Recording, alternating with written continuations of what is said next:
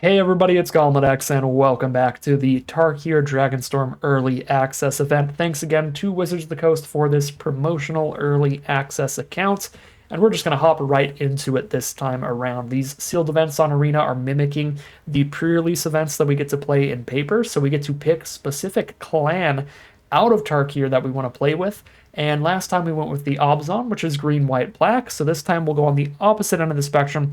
The two colors we didn't play much with last time were blue and red. So the two options, if you want to play a blue-red clan, are Jeskai for blue, red, and white, or Temur for blue, red, and green. And I would rather play with some green in the deck. I love me some big, beefy green creatures. So blue, red, and green Temur is our clan this time around, where we get 2 packs of Tarkir Dragonstorm that only contain blue, red, and green cards, as well as 4 normal packs of the format for our sealed deck today. That's exactly how it's going to work at your local pre-releases, and yeah, excited to get into it. So let's just bust open some more packs of this brand new format. All right, quite a few rares here. A little awkward to get more cards in Obzon than Temur this time around in terms of the rares. When we get to the commons and uncommons, we're definitely going to have a higher quantity of Temur cards. But for the rares, we have 1, 2, 3, 4 cards lining up in green, white, and black, and only 3 in blue, green, and red. But there's a lot of great mana fixing in the format. We're opening up 6 total packs. We could get enough dual lands and triumphs and stuff to potentially play our clan here, play Temur, and also splash in this white mythic rare dragon. So we'll see. Let's see what we got for the rares. Again, my first time seeing the majority of these cards, so we will be reading at least all the rares and stuff. Shiko, Paragon of the Way, is 2, a blue, red, and a white for a 4/5 flying vigilance. Already good, but you also exile a non-land permanent with mana value 3 or less from your graveyard, copy it, and cast it without paying its mana cost. Jeez. That is incredible. So if you just trade any 1, 2, or 3 mana, just little creature, doesn't even matter if it's a really good one, you're spending 5 mana to get a 4/5 Flying Vigilance and like a 2/2 or a 3/3 at worst. It's a really, really exceptional deal. Big fan of Shiko here. And Shiko plays really well with the Jeskai mechanic in the format. They have an ability called Flurry, where your cards all get a specific trigger when you cast your second spell for the turn. This is 2 spells in 1 turn by playing Shiko and then casting the copy of something in your graveyard. So very cool, very strong card. Then we have an Obzon Saga here, Revival of the Ancestors. 1, a white, a black, and a green. Create 3 1/1s, then put 3 +1/+1 counters among 1, 2, or 3 target creatures you control. And then your whole board gains trample and lifelink till end of turn. So for 4 mana, you're getting a total stat line of 6 power and toughness onto your board, and getting a trample lifelink swing. Yep, that's a banger. That's a banger right there. We've got Dragonologist here, 2 and a blue. When this creature enters, look at the top 6 cards of your library. You may reveal an instant, sorcery, or dragon from among them, put it into your hand, put the rest on the bottom, and all your untapped dragons have hexproof. This seems a little weird for a rare in terms of power level in sealed and draft. This is certainly great in like a dragons constructed deck, but overall, pretty solid 2-for-1 piece of card advantage in pretty much any deck, as long as you have a decent number of instants and sorceries. Basically always a 3-mana 1/3 that draws like a removal spell out of your top 6. So it is a very good card, but it's the kind of just like minor card advantage sort of play, that kind of just like 2-for-1 thing you usually expect to see on an uncommon. So it just surprises me a little that that's all it does. But that is an inherently very powerful mechanic, so it's a very, very good card. We also have Surok, Elusive Hunter. 2 and a green for a 4/3 trample that can't be countered. And whenever a creature you control or a creature spell you control becomes the target of a spell or ability an opponent controls, draw a card. Wow. That's incredible. A 3 mana 4/3 trample is already a great stat line in sealed. And if they spend any removal targeting it or anything else you have, or any counter spells, you draw a card. Let's go. We also have CRATERHOOF Behemoth, 8 mana. Pretty difficult in limited formats like draft and sealed, particularly in draft, where people can draft a really low, really aggressive curve and pretty easily try to kill you before you hit 8 mana when there's not a lot of consistent ways to be ramping up. Sealed, though, the games can go longer, and CRATERHOOF is such a powerful spell that it's like yeah, if you ever manage to cast this in draft or sealed, you're going to win the game pretty much no matter what. The issue is in the games where you don't quite make it to 8 mana, it's going to be quite detrimental because you're just down a card the whole game. You basically mulliganed if you end up losing before you hit 8 mana. So you really, really, really do want to have some amount of mana ramp to play this card. But if our sealed pool has some, this is going to be a super, super powerful top end card. We've also got another Obzon rare, the Yathan Roadwatcher. And sorry if I'm butchering any of these names, I have no idea. 1 white, a black, and a green for a 3/3 human scout. When it enters, if you cast it, mill 4. When you do, return a creature with mana value 3 or less from your graveyard to the battlefield. And it doesn't even have to be one of the milled cards. It can be any creature with mana value 3 or less from your graveyard to the battlefield. Yeah, great, great card unlimited. These two Obzon rares, I think, are better than most of our Obzon rares last time, maybe even all of them. So I'm a little sad about that. I mean, maybe we'll just play Obzon twice in a row, even though we got a Temur sealed pool, because our next rare, also in white, black, or green, it's Onofenza in mono white. 2 and a white for a 2/2 flash first strike, and whenever another non-token creature control dies, Onofenza endures 2. The endure mechanic is the Obzon mechanic here, where you can either make a spirit equal to the endure number or put +1/+1 counters equal to the endure number. So endure 2 is make a 2/2 spirit or get 2 +1/+1 counters on Onofenza. That's incredible. I mean, putting +1/+1 counters onto a first striker is going to make it exceptionally difficult to kill, but also just making a really wide board state is fantastic as well. So flashing this in when your 2/2 trades into their 2/2 or something like that, and then all of a sudden, oop, I'm up a creature in that trade is a really, really good deal. Temur Battlecrier, green, a blue, and a red, our final rare here. A 4/3 during your turn, spells you cast cost 1 less to cast for each creature control with power 4 or greater. So a 3 mana 4/3 that functions as a little bit of a mana dork as well. By itself, it makes all of your spells cost at least 1 less to cast. So that's pretty good. It's like a 3 mana 4/3 that taps for colorless, but you never have to tap it. It's just automatically giving you that. And that's the worst that it possibly is. That's really, really nice. So every single rare we've opened up here is fantastic. So it really depends how great our mana fixing is.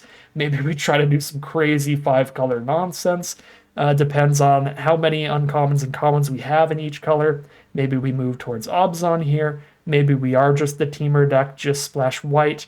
The rough part about opening multiple great Obzon rares is that they're really hard to splash in our Temur deck if we stick to our clan, because we're playing blue, green, and red. The 2 colors that we aren't playing in our main 3 are white and black, so these are double splashes. We'd have to splash into a 5-color deck to get those in, playing Temur at the core, so we'll need a really good mana base for that, but even with just a decent mana base, we could play the majority of these rares, right? Just be a Temur deck, and splash in just like 1 or 2 white sources. I mean, well, like 3 white sources ideally, to put in like Shiko and Onofenza for just 2 white spells. So we'll see. We'll see what we got here. There are tons and tons of opportunities to get mana fixing in this format, so it is possible we can go pretty crazy on our mana sources. We do have 2 Frontier Bivouac. These are some of the tri-lands in the format, and these are towards Temur here, which is good for our green, blue, and our red. If I want to splash white, do I have anything towards that? So I have 1 green-white dual land with our green-white-black tri-land, Sandstep Citadel. I have 1 Evolving Wilds towards that as well. I have a Blossoming Sands towards that as well. So that's 4 white sources in the deck if I run a single Plains, because I have Blossoming Sands, I have Evolving Wilds, I have Sandstep Citadel, and I have the Plains. So 4 white sources off of those alone is enough to splash in those 2 white spells. So that is really nice that we have that going for us. The fixing towards black is definitely not as good, I think. No, it's pretty equal. 1 Bloodfell Caves, play that over a mountain. And then 1 Citadel, 1 Evolving Wilds, and 1 Swamp. That's 4 black sources in the deck. 4 ways to get black mana to splash these in as well. Yeah, it could be Temur splash in white and black, because we also have a Dragonstorm Globe. The only colorless card in the whole deck is a Mana Rock, which is fine, because it gives us a mana of any color. Yeah, we'll see. Maybe it is Temur and splash in Couple white cards and these incredible Obzon cards as well. But let's see here. So because of the weighted packs, where we have 2 packs of only green, blue, and red cards, we're tremendously unlikely to be able to like play Obzon at the core or anything like that. Like taking a look, we have 5 white cards in the entire sealed pool because 2 of our packs had 0 of them. Whereas blue, one of the 3 teamer colors, we actually have 10 blue cards there. Red, another teamer color, we have 12. Green, we have, oh geez, we have almost 20. We have 19 green cards. So green is the core color of the deck, most likely. Oh my god. Oh, we get to 5 color. We have 4 copies of Sagu Wildling. 4 copies of 1 mana, search for a basic, put it into your hand. And this is showing off the new Omen mechanic that we have on dragons. It's not like an adventure. I don't get to grab a land and also play this dragon off of just the 1 spell. I'll have to redraw the dragon again later. So I have to spend another draw step to actually get the dragon down, which is much worse than an adventure. But it's still a really nice card, right? Because the Roost Seek would already be good in this sealed pool where I have so many powerful rares spread among so many colors. And this is just like Roost Seek, where we get to fix our mana and get all 5 colors. And then also, we're upping our non-land count in our deck every time we cast one of these, because I'm both removing a land and putting a spell back into the deck, so it makes us less likely to flood out in the late game when all of a sudden now I can just be top decking. Not the greatest card ever, a 5 mana 3/3 flyer, gain 3, but the Roost Seek is such a good card, I'd play that even if it didn't have the second half, so really nice that it does. Yeah, this definitely looks like mono green splash every other color, the deck, when we have like 20 green cards. Seems pretty cool, and again, tons of powerful multicolored spells. We already saw Shiko, Paragon of the Way, just an incredible Jeskai Mythic. The 2 fantastic Obzon rares. We have the Temur Battle Crier as our on-color rare, but we also have the Great Uncommon here, the Mammoth Bellow that shows off the Harmonize mechanic. Harmonize is a mechanic that just allows you to flashback the card from grave, and you can tap a creature to make that flashback cost cheaper. So if I have a 3/3 on board, I could tap that and make it cost 3 less to harmonize this. So very interesting kind of combination between Convoke and Flashback, but instead of caring about the number of creatures you have, like Convoke does, it cares about the size of the creatures. Your 5/5 elephant that you get off of Mammoth Bellow can immediately tap itself towards casting this from the grave again for only green, blue, red. So really, really nice card. We'll definitely be playing here. Not so sure about Bone Cairn Butcher. This is great in an aggressive Mardu deck. The Mobilize tokens are these 1/1 warriors that you have to sack at the end step. So you get 2 of those every time it attacks. Giving all those Mobilize tokens Death Touch is pretty absurd. So that's fantastic in a Mardu deck, but it's also pretty narrow and pretty specific.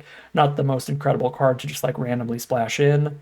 Same with like Host of the Hereafter, great for a +1/+1 counter deck, but we're not really doing that. But Sweep's probably pretty fine, kind of a stun delayed sort of removal spell that also draws you a card.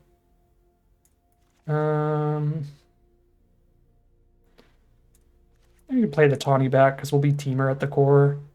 Double the power toughness of a creature you control, and then it fights a creature an opponent controls. Sure, playable removal. Not very good against instant speed removal, and there's a lot of fantastic instant speed removal at this format, even at common. So you do have to be pretty conscious of that and be careful about when you're casting a Dragon Claw Strike. If you can afford to wait on casting this and try to cast it at some point when your opponent's completely tapped out versus when they have a decent amount of mana untapped, you're going to want to do that. Because if you tap out for this thing and then they respond by destroying whatever creature you're trying to double up, you're going to get 2 for 1 really hard, where you just discard your removal spell without killing anything and you lose the creature you were trying to use with that. So there's a big risk to the card, but it still, I think, is solid removal to play. And I don't think either of these are worth a splash. Skirmish Rhino is very close, but I don't know if I have enough room to be splashing even more black cards when I'm already splashing just 2 great Obzon rares here. So yeah, we'll run all those multicolored cards for sure. building the sealed deck a very weird way this time around, where I'm just starting with my big multicolored stack of stuff.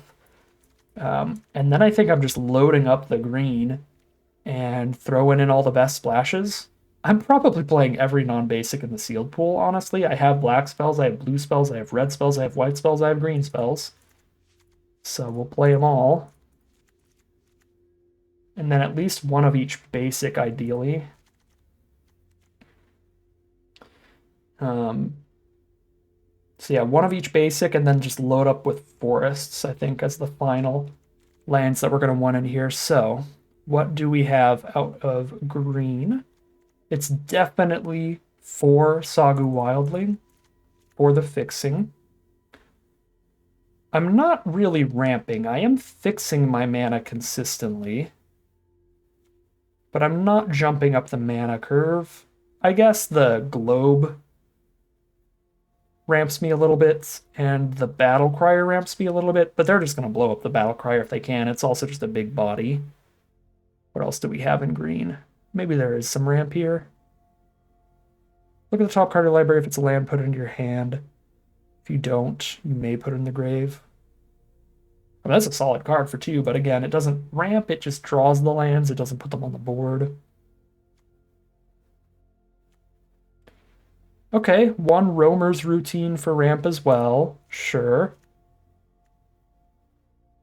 2 Rainveil Rejuvenator, that's also ramp. All right, we're throwing CRATERHOOF in. We're playing every rare. I have room for only 4 more non-land cards.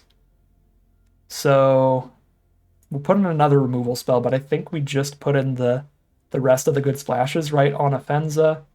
Comes right on in. There's good removal to splash in, but I only have room for a couple more cards.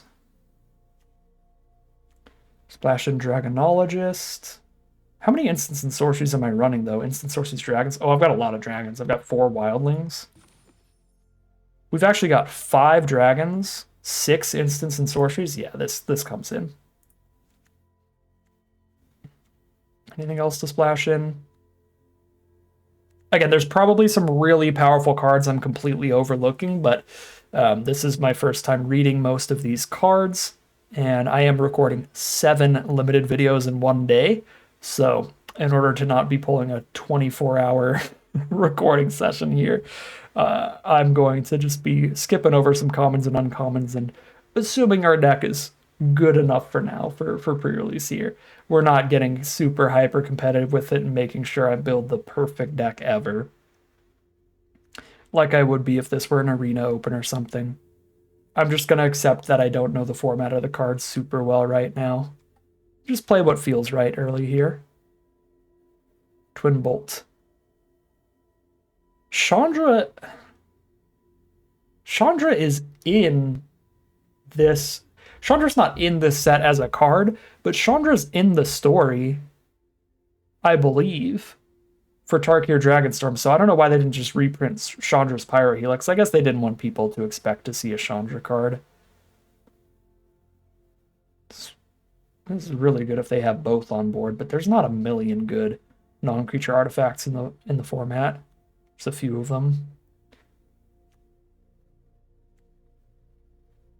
I think I'm not running Twin Bolt. I think in sealed you want stuff that can kill a lot bigger creatures than that. And again, I just don't have room to splash a million cards ever.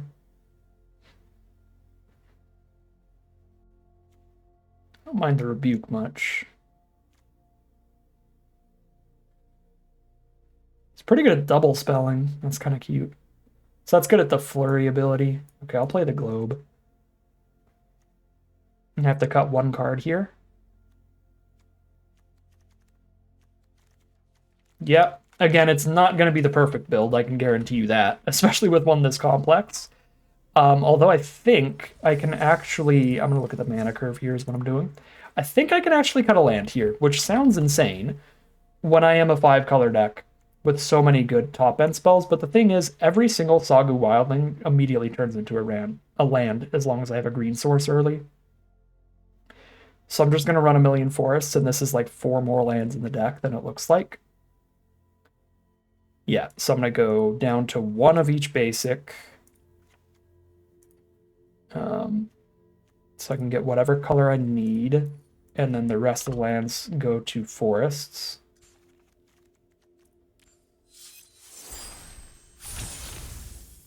Getting achievements on the early access account, very funny.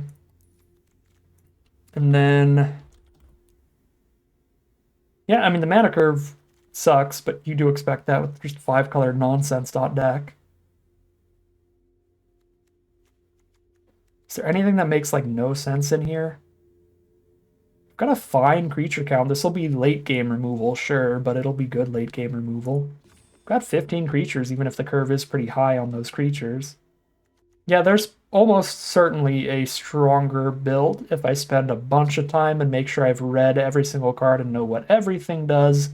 But this looks pretty fun and pretty powerful to me. So I think I'm just going to wrap it up there. We will call it a deck here. Hop into the gameplay and play some 5-color good stuff this time around. All right, here we are for game 1 against Voxy for our very first game with our 5-color build, and we're on a pretty slow hand, so I am scared. If Voxy's on like Mardu here, we could get absolutely crushed, and there's a Mardu land to start it off. All right, so what do we want to do here? I need a white source and a black source to get to Road Watcher. So I think I'm wildlinging for one of those and evolving wildling for another. So black or white. I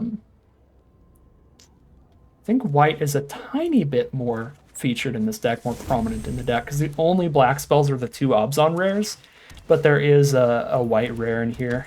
So Mardu Devotee starts it off from Voxy, Scry 2, and she's got access to red, white, and black. And there's a Shiko later. I mean, if I'm surviving here, I'm going crazy. I think I'm playing towards the Tawny back first. I think I'm more likely to survive jamming out a blocker as soon as possible instead of making sure I have turn 4 Road Watcher. I'm going to make sure I have a blocker turn 3. Molten Exhale is the draw.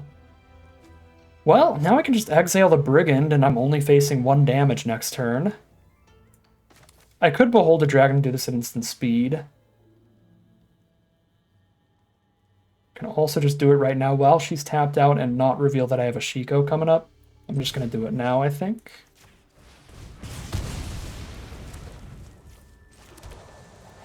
Evolving Wilds for black, and then I'll have all 5 colors here. Road Watcher only brings creatures back, right? Yeah, so I could miss with Road Watcher, which isn't great. If I'm not under a massive amount of pressure, I'm probably just playing Tawny back. Okay, get the black source now. Headliner can sack itself to kill one of my creatures. And it does mobilize 1, so it'll do at least like 3 damage pretty soon, which is scary. Dragonologist is the draw. I don't mind that. 1/3 blocker that keeps the headliner off or forces removal from Voxy, and then I've got the 3 mana or less creature for the Road Watcher or the Shiko. Let's drop that.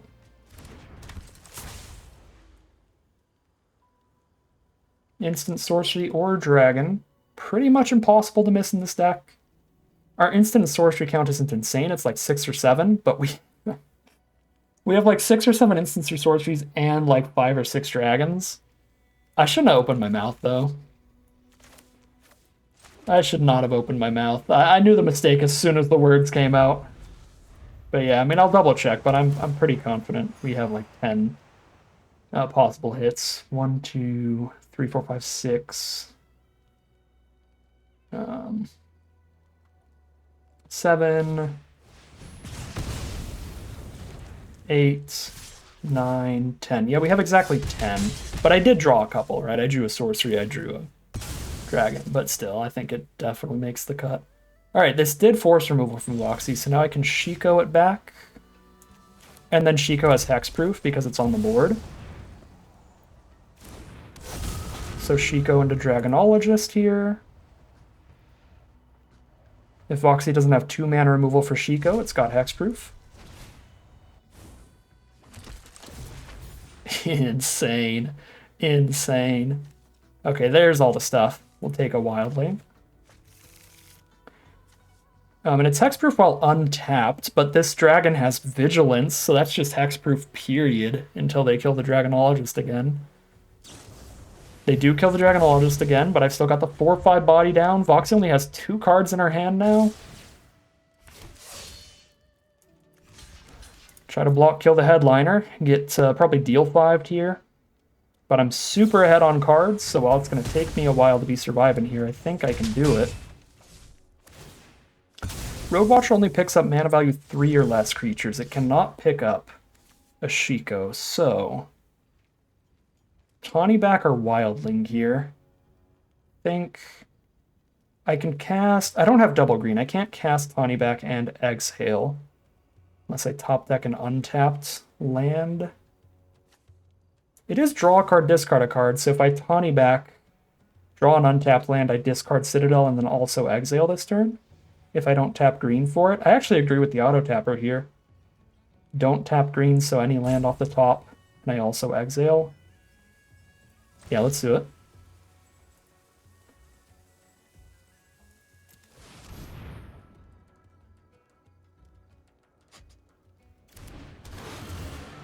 Draw a card.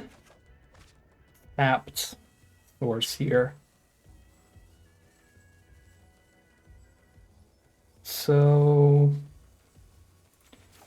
discard one of those. Play the tapped source and pass.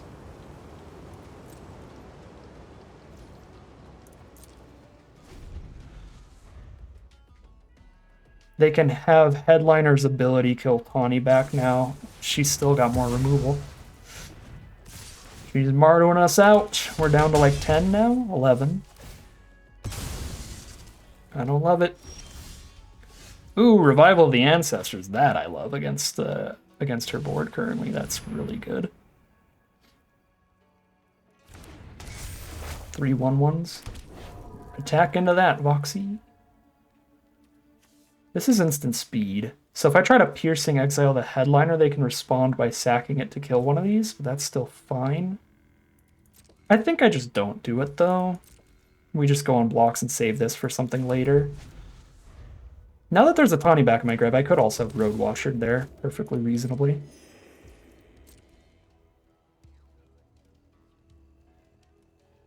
If she doesn't clear out any of these tokens, we're incredibly stable now.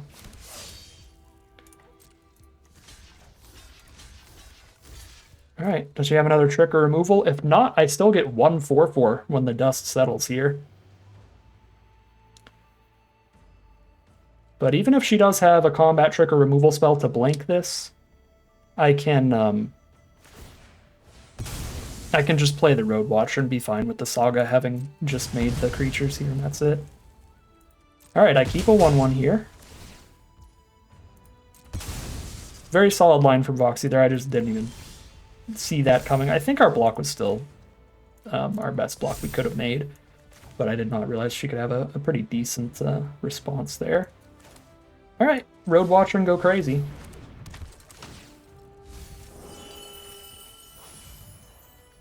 Oh, it's only from the cards? Oh, it's technically a 6-drop. I see what happened. I see what's going on.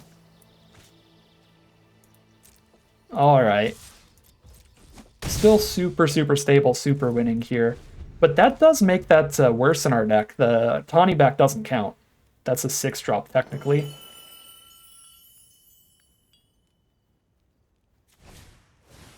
Salt Road Skirmish. Destroy a creature, get 2 1/1s with haste. They get sacked at the end step, sure. This thing's instant speed? Oh my god. It's quite strong.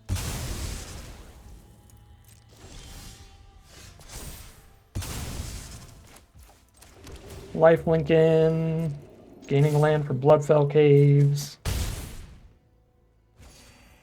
Dropping a Wildling, gaining life. Super, super advantageous board here. with card advantage as well. We're making it to the late game. Swing in and bellow.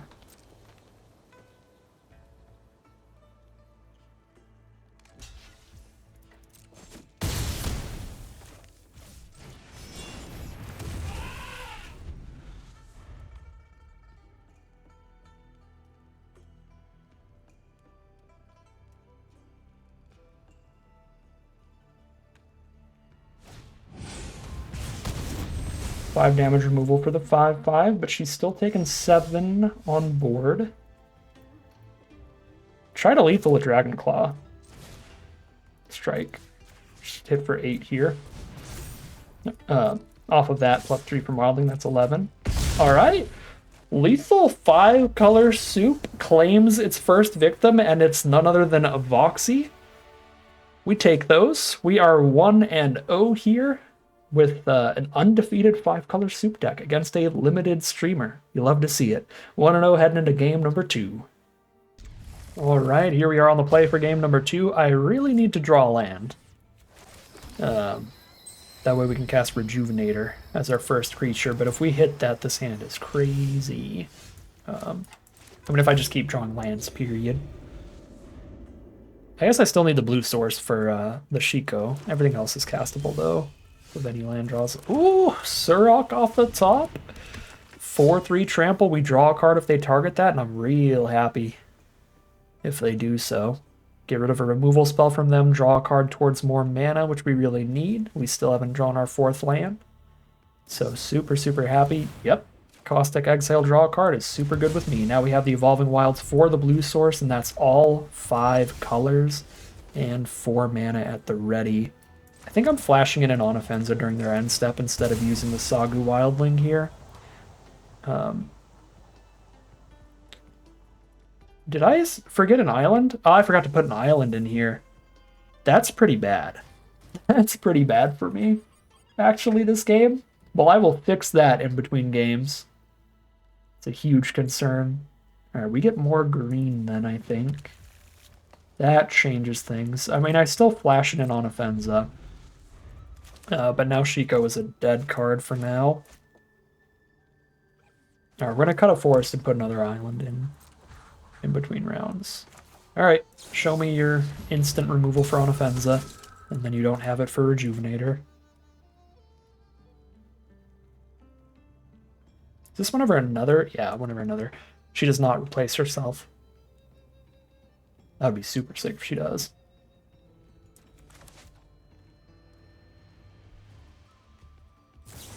Man, I'm so bummed that I just straight up forgot to put an island in here because this game would be so incredible. Yeah, I have multiple ways to pull it out. It's so easy to get the island out here. If we had one.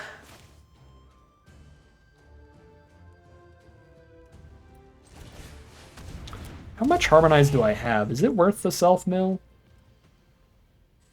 I only have one Harmonize card in the deck at this point. The Mammoth Bellow.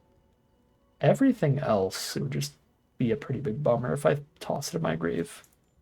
I'm just not going to do that. I mean, the Bellow is also a card that we would rather just draw into. And if I mill any blue sources, that is super, super bad.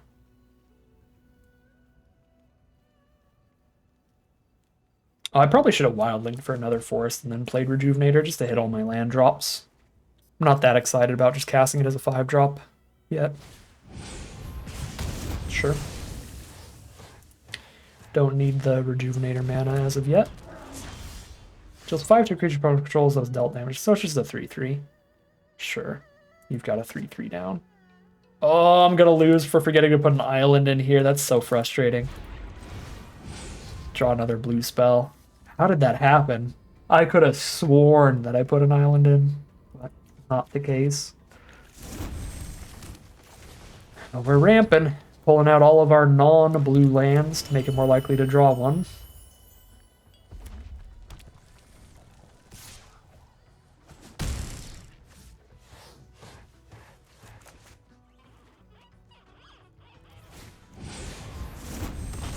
Four word 2, remove counters. All right, that's a blue source. 4 mana blue spell. I can play the Battle Crier and then exile for 1.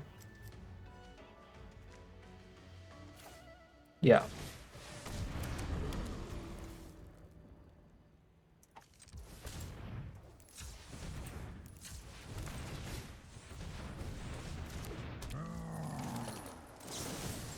It's ward pay 2 life? Yeah, we pay the 2.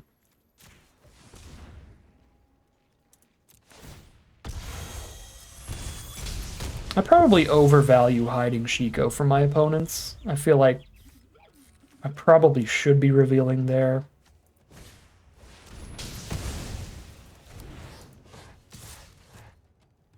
Although now I can just Shiko back a Battle Crier, and they might not have done that if they knew that I could do that. Shikoing back a Surok seems even more ridiculous, though.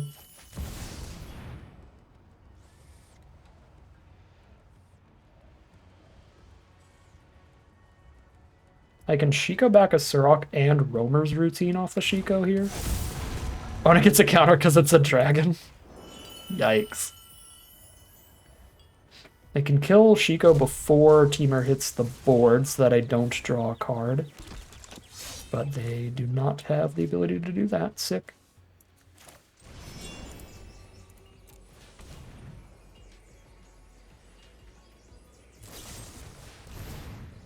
Okay.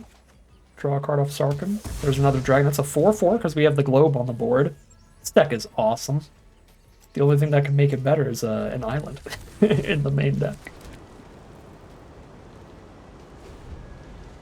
That's not true. There's probably a better way to build it. As I said during the deck building, I did not read a lot of the cards that are in the sealed pool. I just read the coolest looking ones, and it turns out they're great. They're very great. Okay. Got a chance of flooding out here. Not a huge one, but a chance. I think I kill this just immediately. Missing out on the double damage, but that's why I get this killed, even if they top deck removal and kill Wildling, because I really don't want them to like draw the removal, kill the Wildling, and then us to just have nothing while we're taking 3 a turn. Now at least we're taking no damage. Alright, we trade into that. Top deck war, but our deck is real good at top decking.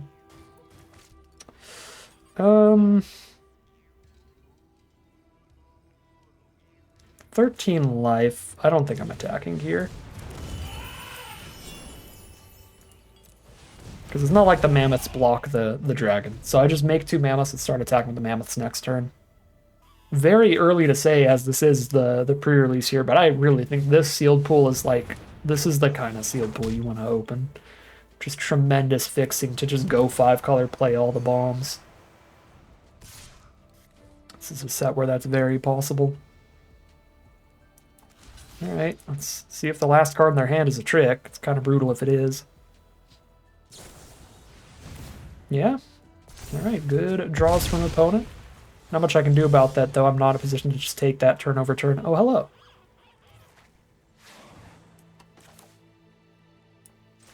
Well. 16 plus 8 is 26. No, it's 24. They're at 29. They've gained so much life. I think I have to hold a 5/5 back here. Because the crackback, if they can flurry, if they hit like a 1-mana draw card or something, is going to be 9 damage. No, you know what? I'm just going to jam all. That kind of just guarantees that if I survive their next turn, I kill them the turn after this, because 3/5/5s against 5 life. I'm tempted to hold one back here, but it would take a pretty specific draw to kill us here. Like, if it's direct damage to our face, they're dealing 7. I'm still at 6. They'd have to have 6 direct damage to face. If it's a way to double spell, it would have to double spell and do damage, because then I take 9 off the double spell and stay at 4. Alright, let's see. This is on board lethal, but we'll see what their last card in hand is.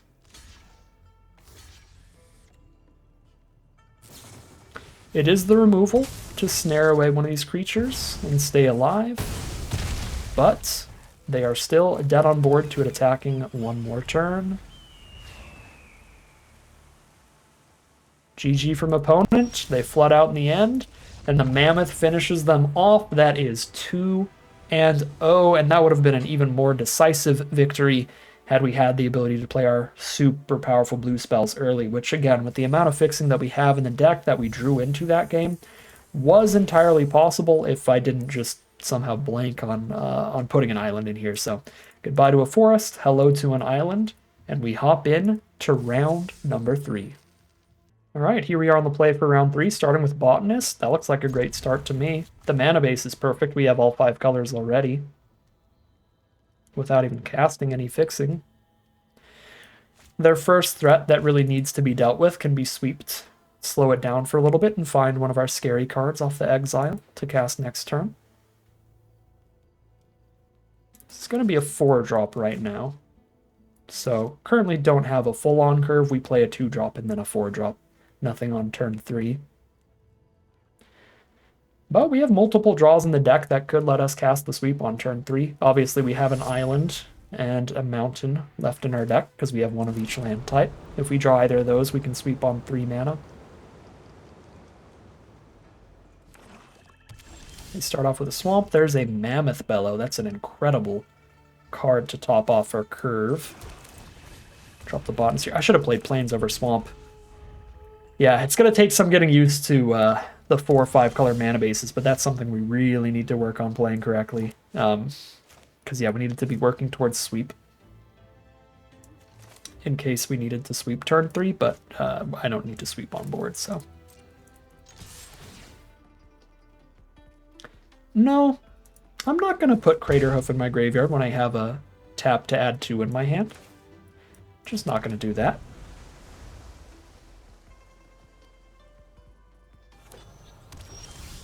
Alright, our opponent's on a real similar deck. Nothing here the first 3 turns, just setting up their mana base, so they probably have a lot of big, scary late game plays as well.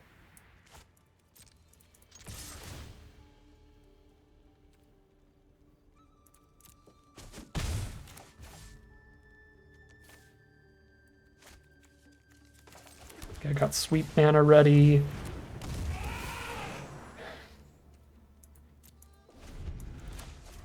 Can cast the Wildling next turn, or the Mammoth Bellow.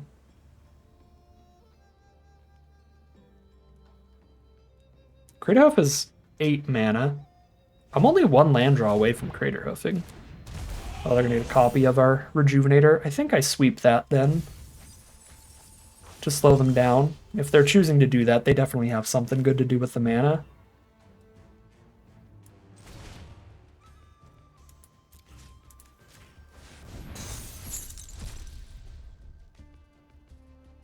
You may play that card until end of turn. So just play a Thornwood Falls.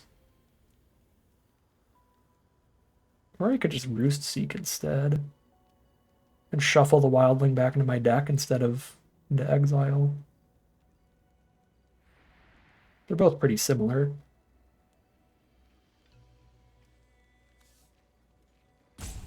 Oh, it's end of your next turn, so I could also like hardcast the 5 mana Wildling if I want. Next turn. I guess I should see what Botanist hits here.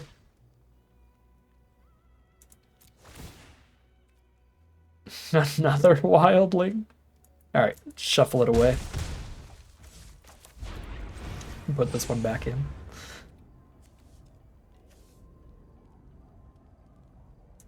I don't think I ever need more than one. I'm gonna grab the green here. I guess another red does allow me to double Bellow in 1 turn, but more green towards if Rejuvenator dies, still having a CRATERHOOF at some point feels good. Ooh, Lotus Light Dancers is pretty fun. They get to entomb 3 cards. A black card, green card, and blue card all go to the grave. So if they have Harmonize cards they can cast from grave, Renew cards that they could exile from their grave for value, anything like that, they get to go pretty crazy.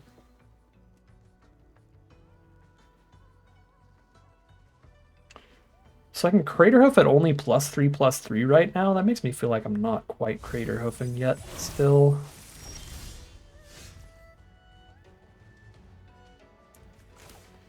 Should play Bellow first and just make sure that CRATERHOOF's going to be lethal when we drop it. Yeah, because CRATERHOOF is currently technically not even big enough to make Botanist and Rejuvenator big enough to attack into Dancers super well. Yeah.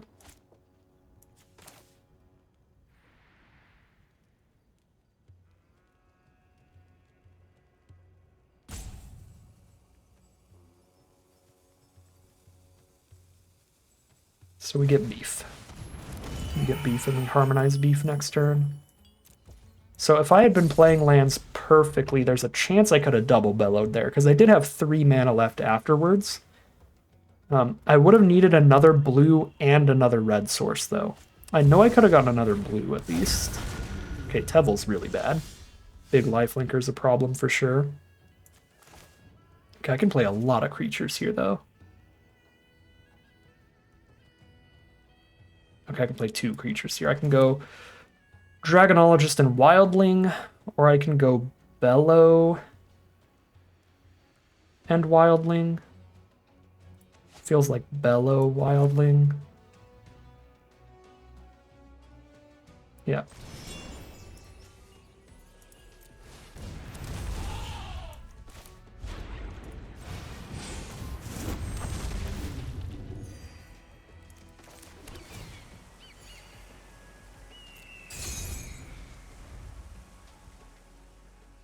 Two, 3, 4, 5, 6, 7, 8, 9 mana.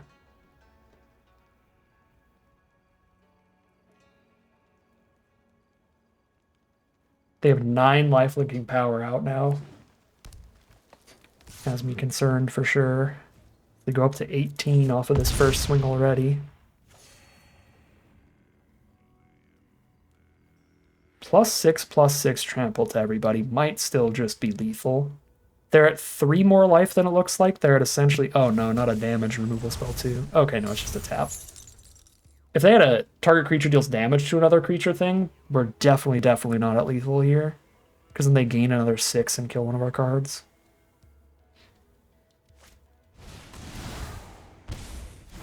Okay, lose some life. Okay. Math time.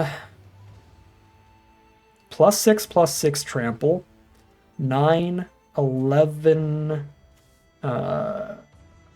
19 minus... Okay, definitely not lethal, but pretty dang big.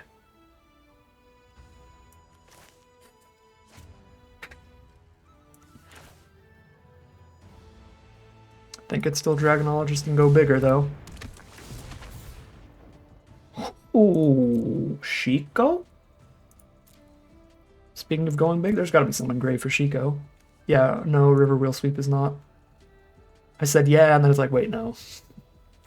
So Shiko's just like the dragon, but it's a hexproofing dragon. I could take Dragonclaw Strike, kill Tevil here.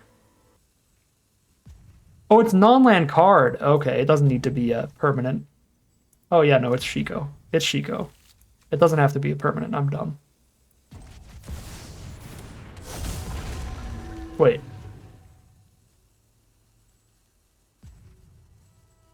Oh, right, that's 6 mana. It's 6 mana value. Oh. That's gonna keep getting me. That's gonna keep confusing me. Still good to get out of the way. during early access here, during pre-release here. Man. I would be misplaying the heck out of this set in paper at pre-release. I would be trying to Shiko River Wheel Sleeps all day long. I'd be like, that's 3 mana value, right? My blue, red, white spell. They're at 20. They're at essentially 23. I'm just hoping that they tap out and it's just for some little blockers. Honestly, early access event pre-release here. Whatever happens right now, I'm just going to CRATERHOOF, click all attack, and walk away, basically. At this point, this is about as big as CRATERHOOF's ever getting. This is the point where it looks almost impossible for them to survive, but we'll see.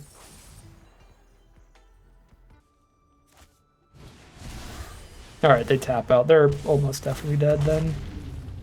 Tap out a blue. They still have 3 mana up, but no blue, so no potential counter here. Whee! Oh my god, I don't even have to tap Rejuvenator. Tap Rejuvenator for 10 mana.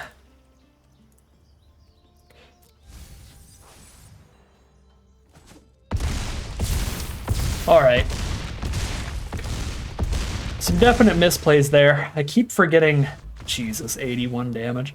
I keep forgetting those hybrid mana costs are adding to the technical mana value by a bunch. Those are 6 mana value cards, which matters a lot. I misplayed with those multiple times, but the deck, the sealed pool, is so absurdly powerful. It still rides right on to victory off a CRATERHOOF Behemoth there. We are 3-0, heading into game number 4. Well, the mana's obviously perfect. Citadel, Wildling for blue on 2, cast Battlecry on 3, 2 Mammoth Bellows pretty quickly. It's a definite keep.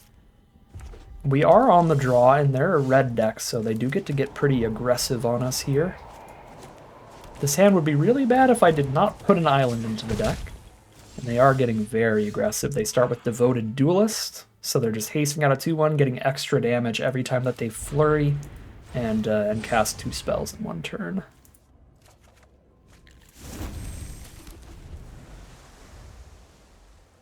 This Wildling card just seems awesome in sealed.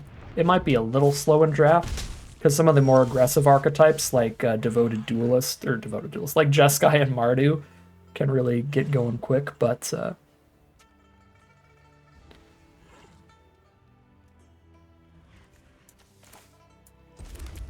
I do think it's just fantastic as fixing that doubles as a solid late game play when you redraw it later. Dang, Dragon Hunt immediately kill Battlecry. That's sad. We could have done some pretty spicy things if that managed to stick around, but at least it does force removal out of our opponent. Okay. This is our white or black source if I have a second green source, so we need to go for a green source here. And that gives me, now I have white or black for this. So I just need white or black off of another Roostseek. So Plains or Swamp here. We have more white cards, so we take the Plains and use Citadel as the Swamp.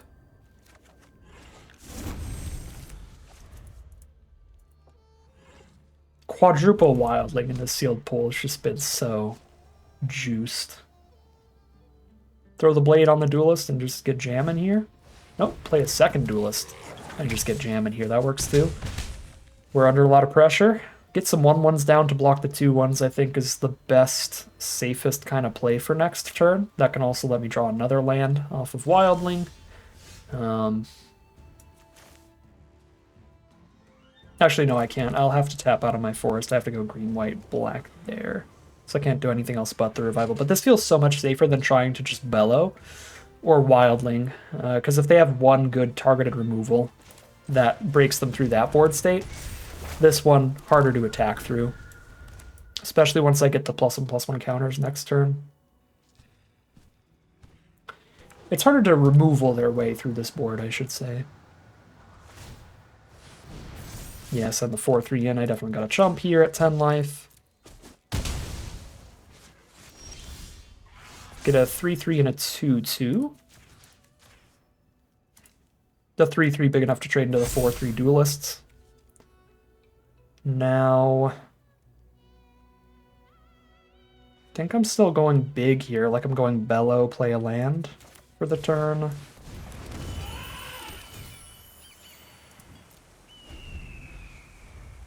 Because I want to have as much power and toughness on the board as possible when I get Trample and Lifelink to gain a bunch of life and really stabilize there, especially if I can also cast a Dragonclaw Strike with our opponent tapped out, getting double power, gaining life equal to the damage I just dealt with this, and then gaining that much life again when I attack with that creature. If they don't manage to kill our 5/5, we could end up at like 30 life after a Dragonclaw Strike next turn. So there's 3 damage removal for our 3/3. But the 5/5 remains. If they tap out for just another 2/2 or something, this is going to be an incredible turn. Okay, they're not quite tapped out. Still have 2 mana up. But I think if they had instant speed interaction to kill the elephant, they would have killed it during their turn, so that they could also attack with Duelist. So I'm just going to go for this.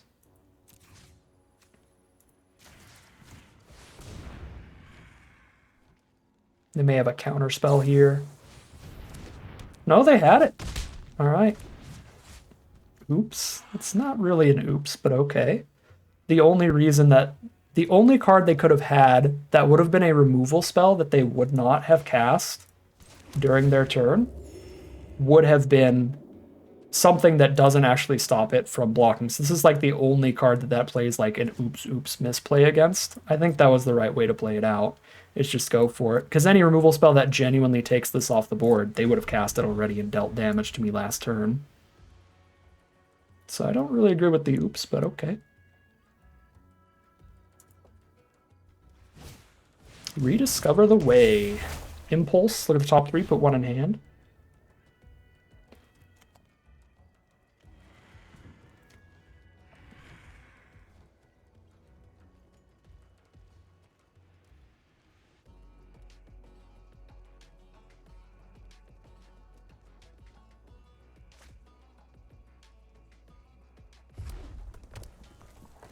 They got 2 cards in hand here. They got to deal 2 in their graveyard. Combat trick this, right? Yeah, they got to have the trick to kill the 0/5. So we go to 8. Hit a Cliffs. Drop a Wildling. We're dropping a 5/5 next turn. Getting pretty stable off the life gain. Still feel this game is super winnable. I wouldn't go as far as to say we're favored yet, but it's winnable. I think we're still behind as of right now.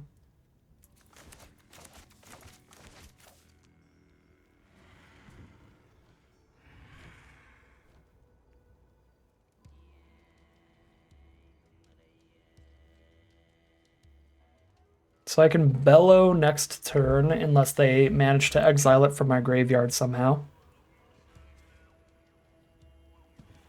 They have no onboard attacks without flashing back the Dragonfire or something. 3/3 prowess, get a treasure.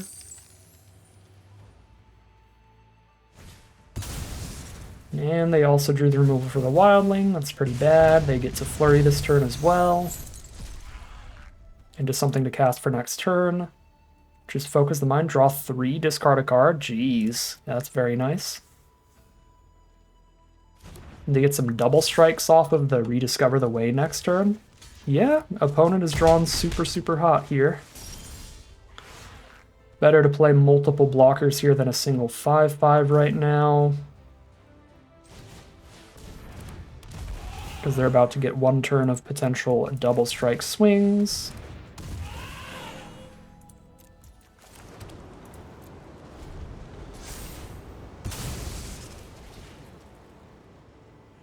If I just tap out for a single 5/5, they can clear that out, get a big double strike, get the damage in there.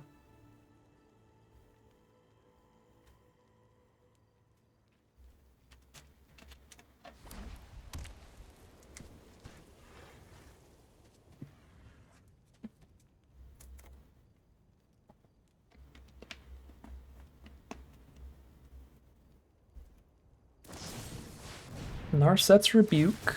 Wow, that's so good here. Kill a 2/4+, cast another removal spell. Or the Focus the Mind here first. But yeah, cast another spell for another double strike with the Prowess cards. Yeah. Jesus. Straight gas all game long. Well, you got me.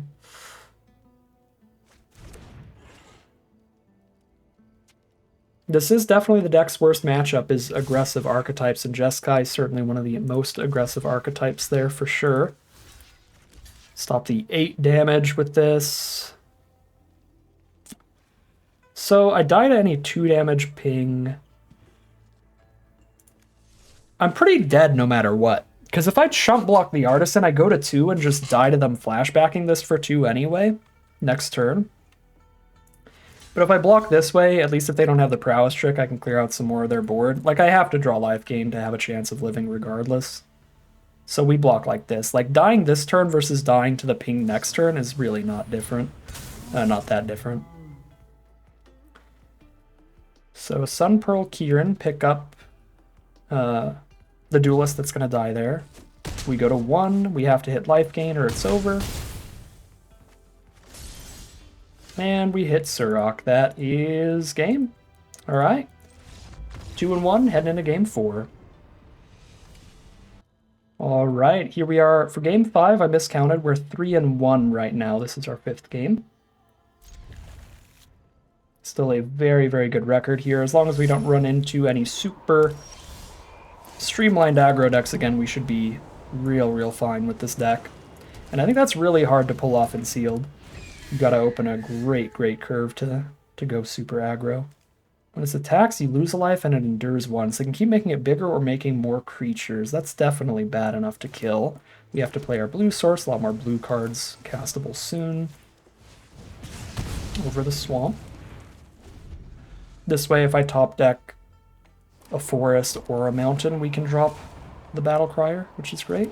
That's probably not good. Whenever a counter is put on a creature you control, draw a card. Wow. Okay, and it's an enchantment, so I can't really interact with it. So every time they play a card with Endure, they get to put counters onto the card itself. Sketchy.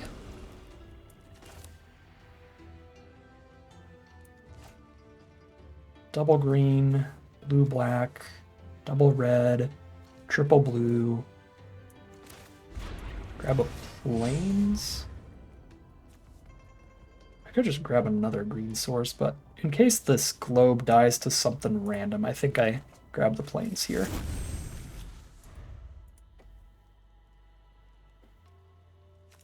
Cast Sheikah, recast Exile this turn would be pretty nice. Alright. Merchant turns into a 3-mana 3/3 draw card with that Siege. That's pretty powerful.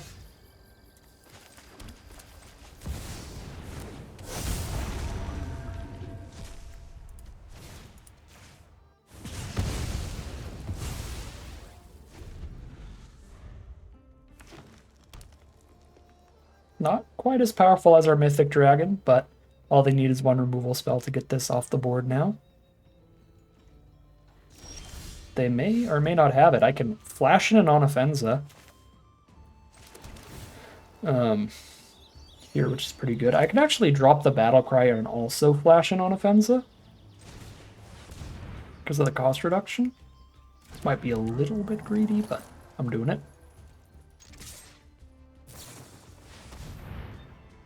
Onofenza only triggers when they die, not when they get exiled, so you got Sheikah. I still can cast Onofenza for 2 at instant speed. If they go to blow up the Battle Crier. Beginning of combat on your turn, put +1 counter on another creature control. Oh, this is only during your turn. Okay, that's really important to know for the future. Very important to know for the future. So if they get any other creatures, this keeps drawing a card with the Siege. I think that's bad enough to kill that. And I can do a ton of damage for killing it too. Oops, that's not the card I was thinking of. Yeah, I do 8 damage here. They are tapped out. We don't have to worry about removal. I have... Is there a way for me to cast Tawny Back and Dragonclaw Strike? If I use colorless for the strike, yes. So I go... blue, green, and then 2 for Tawny Back.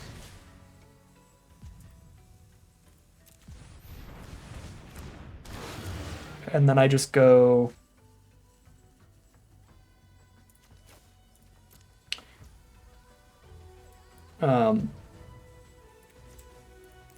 it's red, blue, and 2.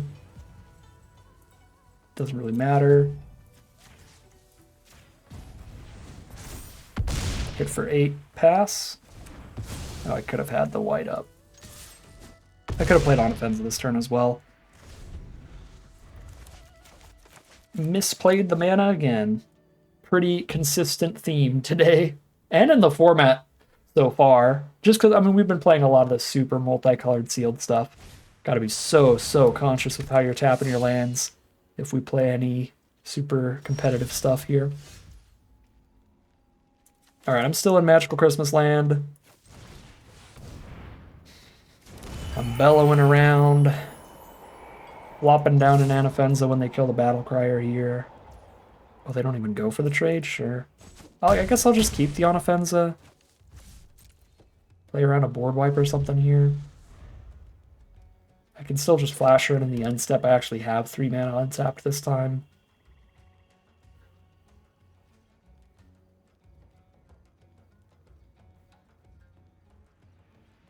This has been a pretty teamer game.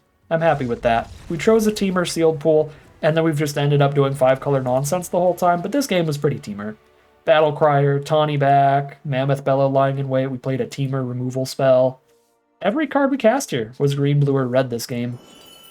And only green, blue, and red, so got to really represent the teamer this time around and play our actual sealed kit of cards. So we are 4-1 now, heading into game number 6. Here we are for game 6. Another teamer hand, I like it. Definitely slow, but we're on the play. Slow in that every land we have here is a tapped land. So we're playing our 2-drop on turn 3, our 3-drop on turn 4. We just pretend we're on the draw. And there's no downside, right? Okay. So I think I need to get an untapped non-green source, but I need to not pick up a swamp. Even though I would like the 5th color. If I pick an island or a mountain, then I get to play Battle Crier next turn and get that curve really going, so taking an island or a mountain here. Let's go...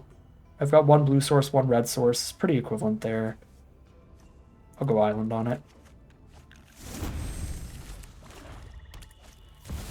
Uh-oh. 5/5 trample. It has Decayed, though, so it dies after they play it. But then they can exile it from the grave to give all of our creatures Decayed, so that our creatures can't block, and they sack as soon as we attack one time. Alright, that's sketchy. I still just lead with Battle Crier.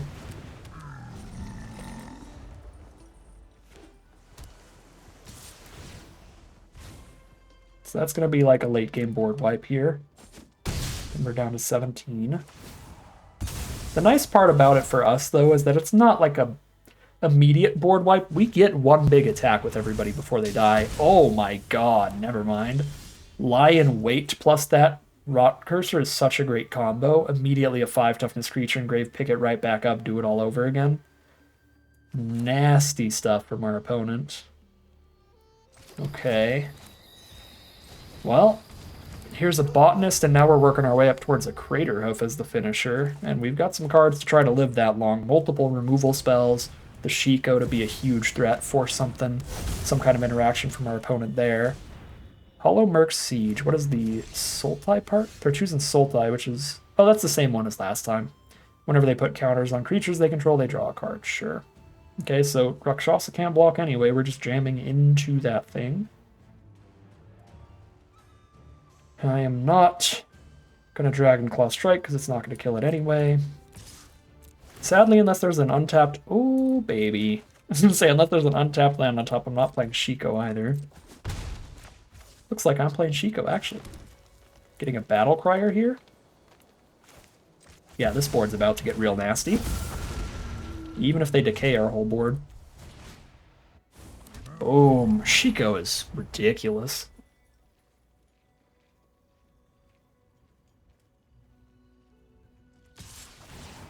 Send in the Rakshasa. Take my damage. I'll eat my vegetables. Land.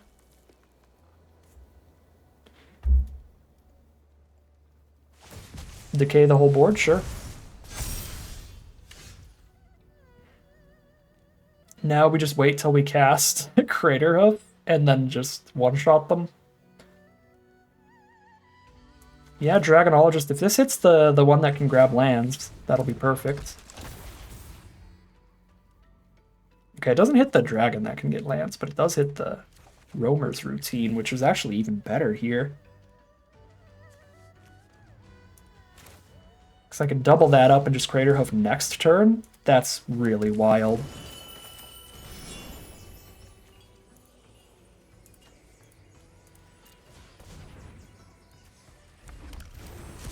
Got all my colors off the Citadel already.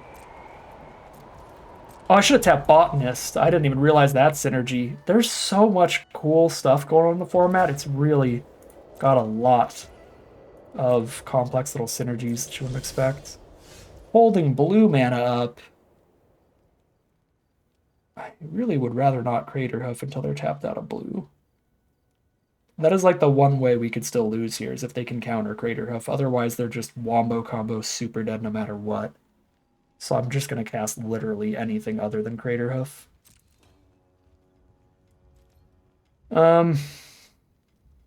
Is it even worth 1 damage here in case they have a random flash creature? Doubt. They could have, there's a rare that got me pretty bad last time, which is like a 3/3 flash flyer that can counter a creature spell when they play it. They could play that and eat the Draconologist here. I guess if they eat that, they don't counter the flyer then, though. Alright, let's see if they eat that. If they counter this. If they counter this, that's 1 counter they can't use on CRATERHOOF. Wait a second. I don't think I even acknowledged or realized. I might have been able to CRATERHOOF the turn that I used all that mana fixing because of the Battle Crier reducing the cost too.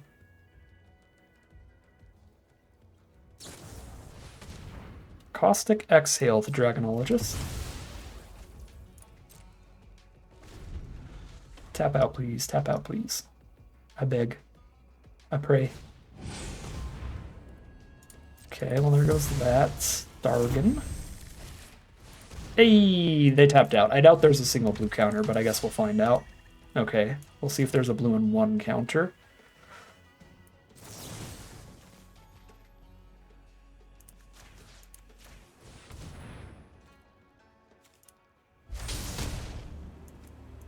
Wilson Rejuvenators. Funny they both stacked up like that. Now they have only 1 card left, so even if they have the counter for CRATERHOOF, we just win. They counter this CRATERHOOF, and then I still have like 1,000,000 damage on the board for the future, and a removal spell in hand. Sum up a card too. Yeah, there's the concession from opponent. They did not have the counter spell for CRATERHOOF, so CRATERHOOF Behemoth finds us another victory. That might be the 3rd kill we got with it.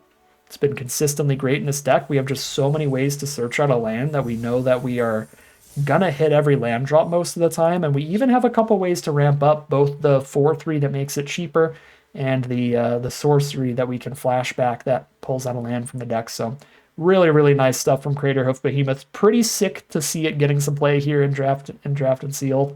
Very classic, very iconic card, and a super powerful one that kind of carries us to victory a bit here as we are 5-1 heading into game number 7. All right, here we are for game 7. Pretty slow opener. I only need to find 1 white source, though, to be able to revival, which has been a great way to protect ourselves and kind of stabilize against these more aggressive decks. And there's the white source. Also, potentially the blue source to play Tawny back turn 3 no matter what. That is also pretty interesting. I think I'm going to start Highlands here, then. I get another draw step to see if I find a white or a blue source naturally, and then I go ahead and Roost Seek. We find a white source naturally, which means I get to grab the blue off the wildling and do both of these things on curve. And that will be fantastic. Such a great mana base. So much fixing this format. The fact that you can open a sealed pool like this, even if it's not that common, is just so cool. Because again, like, it's so easy. We just have all our colors.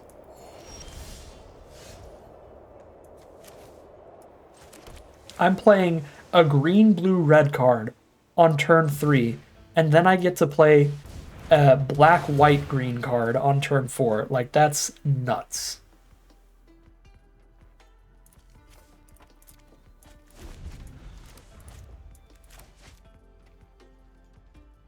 What does this thing do? It's more fixing, right? Sorta. Mill 3, put a land into your hand from the graveyard. Well, from the 3 milled cards. Or put a +1/+1 counter on this. If they miss. Alright, Lion Weight continuing to be great. Pick up a card from grave plus shoot something. That's going to be a spectacular. Pretty high pick in draft in the format for sure. Rejuvenator towards Behemoth is pretty cool, but it's also cooler the more creatures we have on board, so... oh, did I mess up my mana? Oh yeah, I still need the Blossoming Sands. I don't actually have green, white, black. I lied the whole time. We don't actually have Temur card turn 3, Obzon card turn 4. Not quite. I have to get the lands out untapped too. Or the sands out, I should say.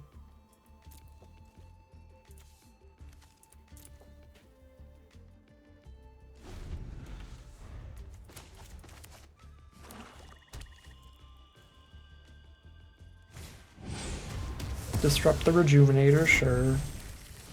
Play a Tomb Guard. Taking a little bit of damage here. What does this thing even do?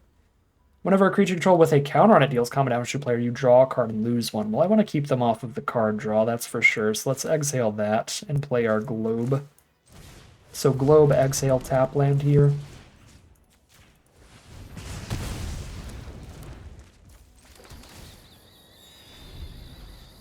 And then just Revival next turn, Craterhoof the turn after that. That's a plan.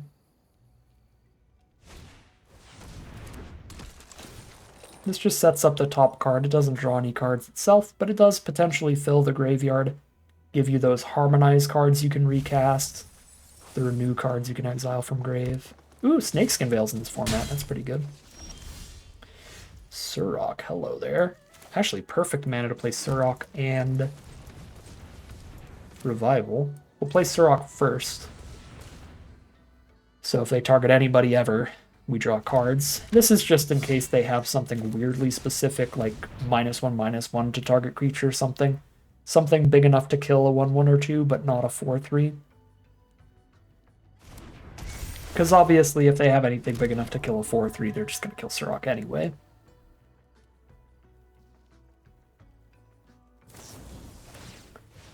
Alright, they kill the Surrock, but I draw a card, and it's Road Watcher to pick them right back up.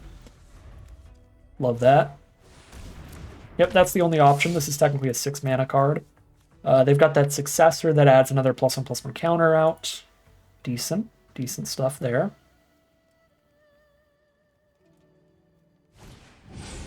Death Gorger, make the Night Watcher at 4/4 and draw a card. 5/5 because Successor, yeah, that's big. Craterhoof coming up. I'm not losing any creatures here. I got a Hardy life total here to stall out a bit. And let's spread them out, make them all a little safer against anything that would try to blow them up. I can Dragonologist and Road Watcher. So here's Dragonologist, find the Wildling. Here's Road Watcher. It actually might have been worth using Wildling. Did I play a land for turn yet? If I didn't play a land for turn yet, that was a punt. I should have used Wildling, then played a land, then played Road Watcher. So that I guarantee I have Craterhoof mana. Right now, if I don't top deck an untapped land, I don't have Craterhoof mana. My god, Craterhoof the turn that we have Lifelink as well. There's the Rockshaw set to decay our whole board later. Yeah, we might have punted out of a Craterhoof this turn. And this would have been a really good turn for it, but I can still do it next turn. Just locked in here.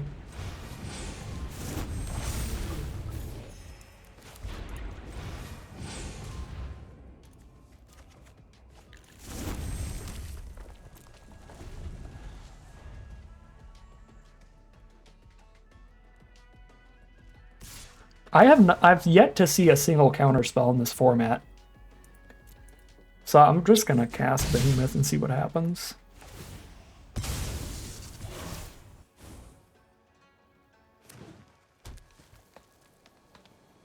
They might tap out here for all these decayed tokens, and then I'm so safe regardless.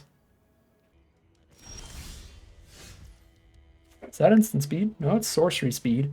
So they're holding up something. Let's find out. Is there counterspell? Oh, there's that one rare. Okay, they conceded. That is the one counter played against. There's the rare snake thing that counters a creature spell when it enters the battlefield. That would have got us pretty bad there.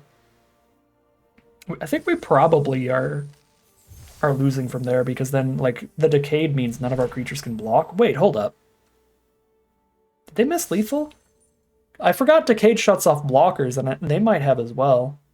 I don't think they had quite enough power to kill me in one swing, but that's actually really concerning. I did not even realize that or consider that. Decayed isn't just like, well, now I can't really attack with these multiple times or they just die. It's also, it shuts them off as blockers. So they had enough mana to make it so basically none of our creatures get to block.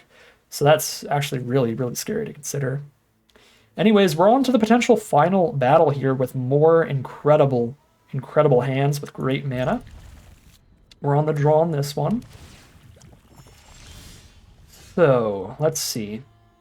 Blossoming Sands, Swamp, Botanist, and try to get land draw triggers off of that as soon as possible. I'm doing it this way because I don't want Evolving Wilds for a forest at all. I want to hit blue or red off of the wilds ideally because we've got green, white, and black here. And I've got a lot of Temur cards in hand, so we'd like Botanist to find a land or Evolving Wilds to find a blue. What is this? Oh, it's the Devotee. The Sultai Devotee. It's the mana filtering. Death Touch, good against the Botanist. It still gets a trigger off of the first attack, so we'll attack it and take the trade if they don't blow up my Botanist with something else. Worth noting, something that I absolutely forgot earlier.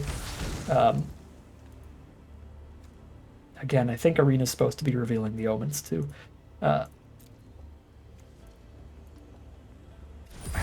Did I just forget again? Oh yeah, worth noting what I completely forgot earlier. This draws you the lands even if you're harmonizing.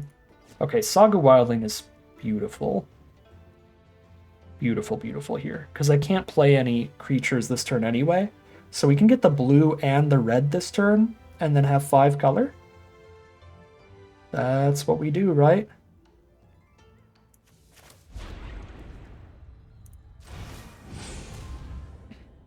Blue.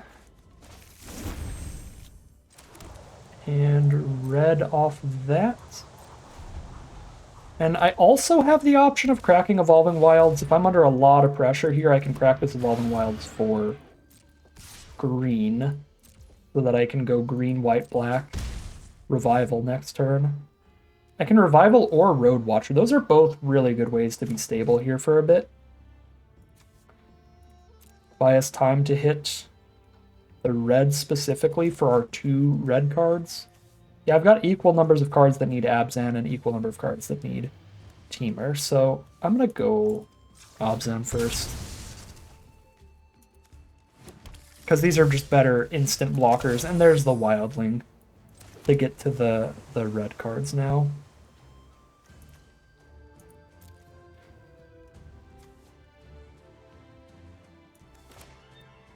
So Revival's better at blocking the 2/1. Road Watcher better at blocking the 4/4. I'll go Road Watcher. Aw, goodbye, CRATERHOOF. No CRATERHOOFing anybody this game.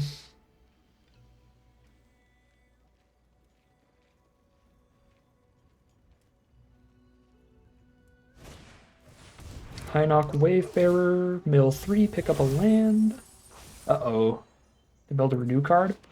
Oh yeah, the tap and stun a card. It's a pretty good one here. They do have to pass through, though. They don't have the mana to do that yet. Bivouac is the red source for all these Temur cards, so I can Revival this turn and just play tapped Bivouac. Fantastic draw.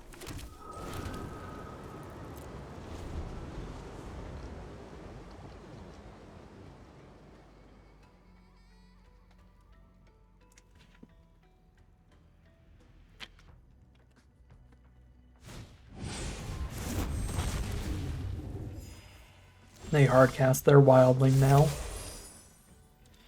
So how are we doing this?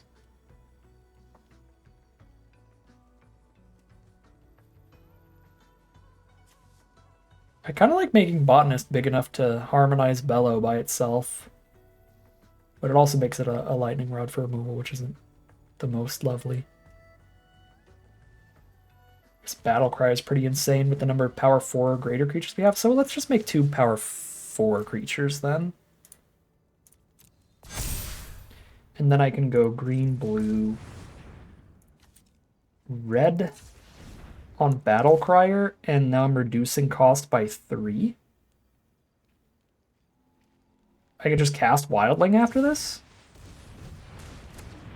Yeah. Jeez, alright. It's a card and a half right there. And then I have Trample Lifelink. This is our best way to make the board as wide as possible before we just Trample Lifelink with everybody.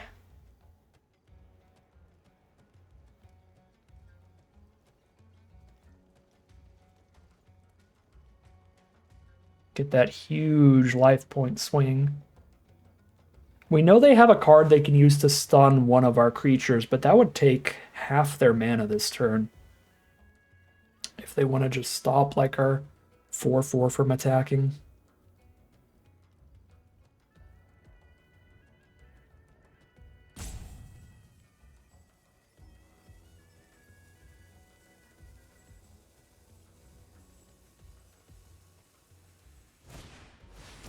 Ooh, another lion weight. Very nice. Oh. It's based on the power of the creature, not the mana value?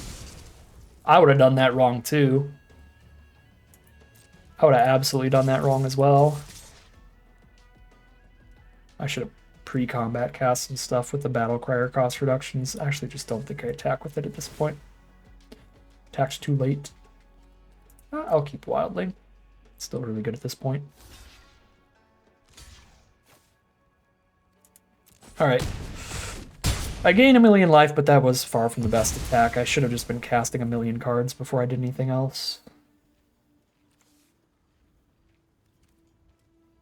1 green for this, no matter what. Okay, if I Bellow, I have 3 on board. Then I can Bellow and Tawny back. Definitely.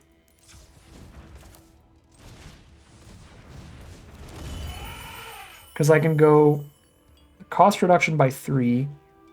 So this is a green and 1. And then I can also routine. Yeah. Green 2/2. Cast. Draw a card, discard a card, find the Wildling. I can get a routine engrave to flashback and cast a 1-mana Wildling. This deck is so sick. I misplay it all over the place, and it's still doing incredibly explosive stuff. They've got a lot of cards still left in their hand here. So they could have the tools to stabilize from here. They get to hardcast the Sage, tap and stun something, and have a 4/4 up on blocks. But I get to attack with now my 4/4 Road Watcher and my 4/3 Tawny back. Hardcast this, it's insanely cheap. Hardcast this for 1. Last basic land out of the deck, sure. Yeah, I forgot about Pummeler's Reach, even though it's got the gigantic Archer thing, and I chump attacked with a Wildling in the past. I'm going to not chump attack with a Wildling this time. I have 1,000,000 mana and no cards in hand. I think I actually do attack with Battle Crier as well now. So that thing's going to die, for sure. There's no world where they don't kill the Battle Crier first. After all it's done this game. Okay. We're a solid bit ahead on board, but they're way ahead in cards in hand. There's another Constrictor Sage. Very, very nice. And we just hit a land off the top.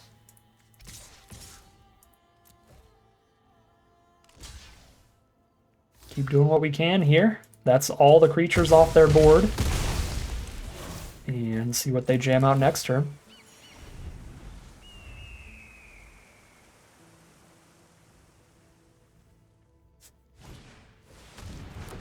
Carsey Revenant is a really good one. Flying Death Touch Lifelink, so they can kill our 5/5 and then make something else Death Touch Lifelink in the future. Surprised they choose to kill a 1/1 there, but that is a way to keep that on board for later, which is pretty good.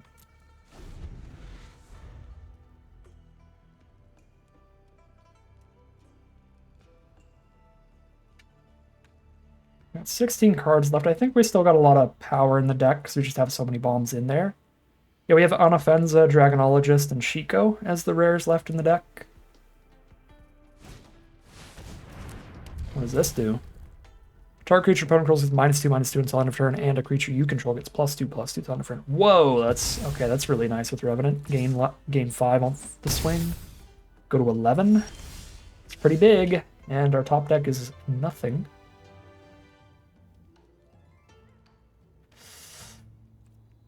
I am not super happy.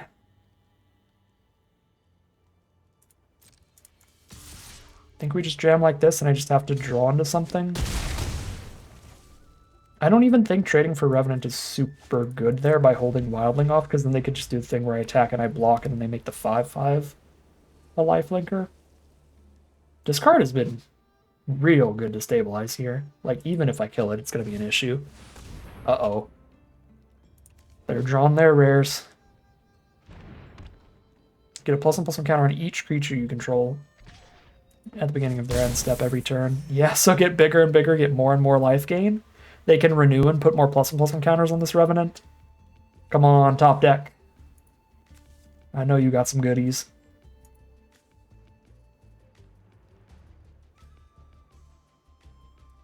I might get soloed by the beefier Vampire Nighthawk here.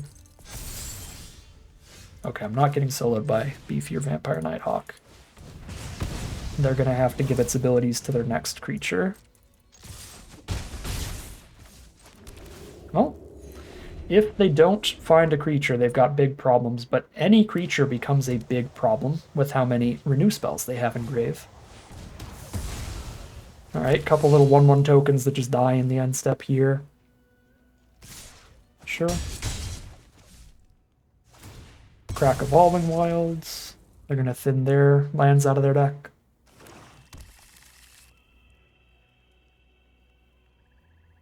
One last card in hand. They could stun something with the renew cards, but instead they have another removal spell as their last card in hand, so they use that. We find a Wildling, alright. They desperately have to hit a creature off the top, or they go to 3 life on our next swing. No, they still have the stun in the grave. If they miss, they can stun here. They did hit a creature, though. Any creature becomes so big with those in grave, yeah. 5/5, reach, and then now it's going to get the Death Touch lifelink, but we top deck like a champion and end this game off with, I think, the only immediate lethal draw on the deck. Hit for exactly 7 off of that top deck.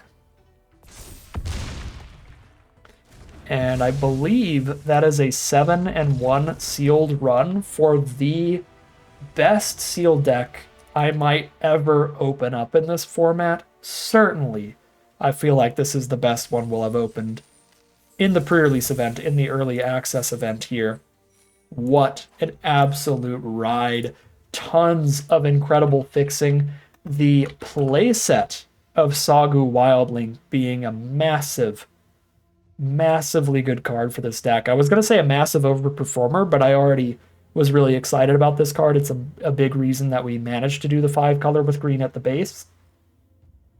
Just all the non-basics, all the Roost Seeks for fixing that we need to just consistently cast all of the strongest rares in the entire sealed pool. 3-color rares like white, black, green, Obzon spells, green, blue, red, Temur spells, blue, red, white, Jeskai spells, just everything under the sun going on with this mana base, even ramping into Craterhoof Behemoths and ending games with that as well.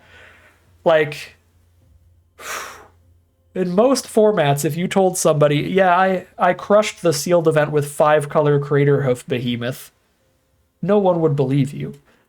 But that is 100% what this deck was, and it was awesome. This is a sick sealed environment where the world is your oyster sometimes, with the amount of mana fixing that you can open. Incredible stuff. And if you're worried about 5-color nonsense being way too good or anything, don't worry. I feel like in the draft format, there are still some really aggressive archetypes like the Mardu and the Jeskai clans that can build really streamlined aggressive decks that are starting things off, sometimes even on turn one, and curving out aggressively against you to really punish you for these kind of decks. It's just pretty hard for that to come together during Sealed, and we're 7-1 here, and that's because the only time that our opponent's aggressive kind of Jeskai or Mardu decks really came together and had that sick curve out was our one loss. That's the big scary part of playing this kind of deck, is that aggro can get you before you really get to your colors, because you're playing so many tap lands and searching for lands and stuff. Even if you can play these almost on curve, the amount of tap lands and stuff does slow you down a bit. And we obviously don't have a bunch of cheap spells either, so that's like the one risk to this deck, and I really don't feel like that risk is high in Sealed. This was phenomenal. Absolute banger of a deck, probably going to go down in history as my favorite Sealed deck we ever play in this format, but we'll see. If this doesn't end up being my favorite Sealed deck that I ever play in this format, then this is an incredible Sealed format. So 7-1 it is for our Temur Prerelease kit.